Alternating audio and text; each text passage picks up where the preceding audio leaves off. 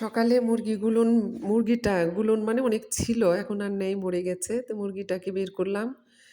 মুরগিটাকে বার করব, চাল দিলাম। একটু চাল খায়, রেখে যায়, কাকি খায় বা পাখিয়ে খায়। তো এজন্য অল্প চাল দিলাম। দিয়ে যে প্যাকেটে করে মুরগি ঘরের মধ্যে রাখি, রাতে একা আছে ওই। তো এই মুরগিটা কালকে একটা ডিমও দিয়েছে, খুবই সুন্দর। আনন্দ আমাদের হচ্ছিল যে সব মরে যাও, একাই ডিম দিচ্ছে। ওর জন্য পরে একটা কিনে আনা হয়েছিল, ডিম দিবে পরের দিনই। সে মুরগিটাও পরে মানে পেটের মধ্যে ডিম ভেঙে গিয়েছিল, ওকে জবাই করছি। তো একাই আছে, দেখি ওর ডিম থেকে আবার কতগুলো বাচ্চা হয়। তো সকাল শুরু হলে এই যে থালা বাসন মাজা, ঘষা, কাজ করা, একা একা উঠে সংসারের ধৈর্য ধরে থাকতে হবে। ৩৩ বছর কাটিয়ে গেল আমার জীবনে। তো এইভাবে জীবনটা চলছে তো চলছেই ৩৩ বছর। অপছন্দনীয় জিনিস হলেও পছন্দ করে নিয়ে থাকতে হচ্ছে। আমাদের যুগটা এমনই ছিল। তো ওটাই ভালো। আল্লাহর কাছে যেন লাখ শুকরিয়া। একভাবেই আল্লাহর কাছে যেতে পারি আমরা। বাবা-মা যেটা দিয়েছে তাকেই বিয়ে করেছি, তাকে নিয়ে সংসার করেছি। কিন্তু জীবনে সুখ শান্তি কি জিনিস হলো না। যেটুকু হয়েছে ওটাকেই সুখ মনে করে থাকি, কষ্ট আর নিই না। কিন্তু এখন শুধু ছেলে মেয়েকে নিয়ে ভাবনা চিন্তা হয়।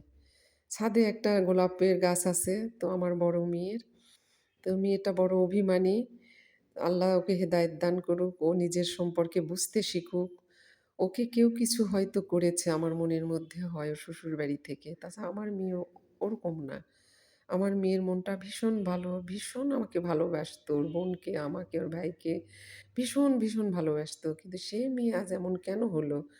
আল্লাহ, আমার মেয়ের যারা ক্ষতি করেছে তুমি তাদের শাস্তি দিও। মেয়ের গাছে ফুল ফুটেছে, সেই ফুলগুলো তুলে নিয়ে আসলাম। কুড়ে নিয়ে আসলাম ফুলের পাপড়িগুলো। তো গাছে পানি দিলাম, এসে আবার বেগুন ভাজি করে এই যে ভাত তেলানি করব, ভাত তেলানি খাবো।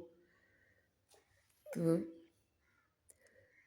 এই যে বেগুন ভাজিটা মেখে নিচ্ছি। জীবনটা এমনই। জানালার গ্রিলটাতে ঠেকাই মাথায়, মনে হয় বাবা যেন ডাকছে আমায়।